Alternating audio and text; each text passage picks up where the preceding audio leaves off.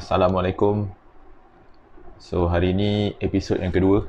Hari ini kita akan bercakap mengenai MAF, iaitu Maximum Aerobic Function. Macam mana kita nak kira MAF heart rate?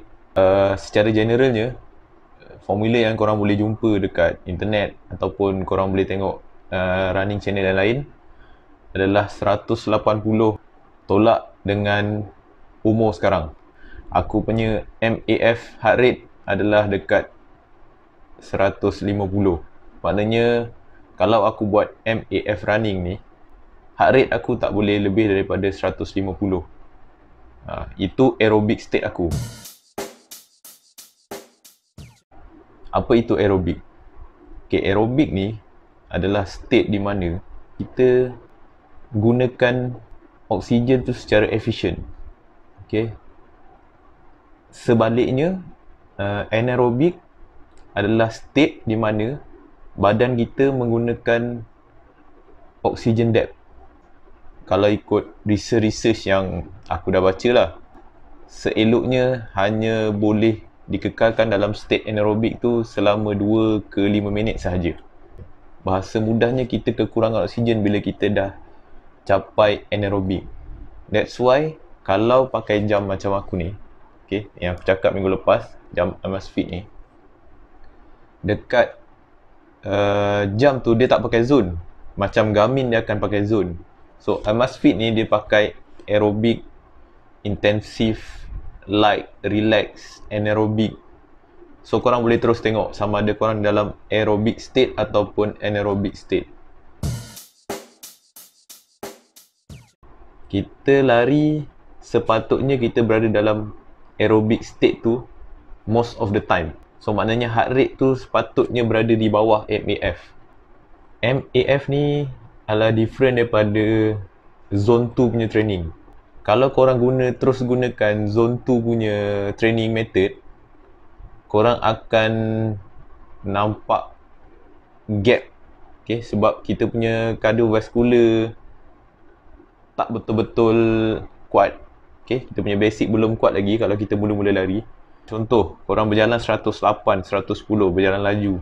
Dan bila korang pergi slow jog, akan ada yang heart rate naik mencanak terus ke 128, 130. So kalau kita gunakan zone 2, most of the time kita akan berjalan. Kita prepare mental untuk berlari, gear, kasut, and then kau akan rasa macam nak give up. Okay, that's why aku prefer MAF. Alright, untuk kekerapan berlari, macam aku ada kerja yang memerlukan aku ke office. Aku tak sepenuhnya work from home. Okay, aku hanya lari 3 kali seminggu, 2 kali MAF dan 1 long run. Okay, MAF ni aku spesifikkan 1 jam larian. So kalau 6 minggu, aku rasa lebih kurang 11 atau 12 kali aku lari dengan mengekalkan heart rate di bawah 150. Kalau korang nak lebih nampak keberkesanan, korang boleh add up, sama ada korang buat fartlek ataupun korang buat interval lah.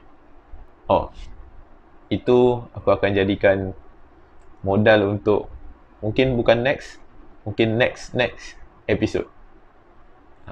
Tu korang kena tengok. Sebelum ni aku memang dah berlari dalam 5 ke 6 tahun sebelum ni. Aku start lari 2015. Tapi aku tak pernah buat proper training macam MAF training ataupun speed ataupun interval. Aku just lari. Tahun baru ni aku start dengan training, proper training. Lagipun PKP kan, so aku tak boleh nak lari in group. Daripada first time aku buat MAF, aku punya pace adalah 8.55 minit per kilometer. Lepas sebulan setengah, lepas 6 minggu aku buat, aku dah buang 1 minit setengah per kilometer. Dengan mengekalkan heart rate yang sama, aku dah berjaya ke pace 7.26 semalam. Dekat situ aku dah save. Maknanya daripada aku berlari hanya dalam aku rasa dalam lebih kurang 5 ke 6 kilometer untuk sejam, aku dah berjaya lari sekarang 8 kilometer sejam. Kenapa aerobic state ni, kenapa base ni penting? MAF ni penting. MAF ni dia akan create korang punya aerobic base. Kita boleh build kita punya base aerobic tu, dan kita boleh lari untuk long run, untuk longer distance tanpa ada masalah. Maknanya oksigen tu masih cukup untuk digunakan. Kita tak ada dalam state yang oxygen debt. Dia tak akan lead to penghasilan lactic acid dalam masa. Lactic acid tu yang boleh menyebabkan injury. That's why kita kena build kita punya, kita kena bina kita punya aerobic base tu sekuat yang mungkin. Ada certain runner yang boleh lari heart rate bawah 140 dalam pace 6. Korang bayangkan dia punya aerobic base begitu kuat. Easy. Dia orang boleh lari full marathon pun dengan heart rate yang sama. So, kita bina base aerobic tu dengan MAF run. Itu saja perkongsian aku untuk hari ni. Aku pun bukan pro runner. Aku just casual runner yang hanya lari 3 kali seminggu. So, apa-apa yang korang rasa salah ataupun yang korang rasa boleh improve dalam penyampaian aku, korang boleh komen. Jangan lupa like, share, komen. Right, jumpa lagi next video. Assalamualaikum.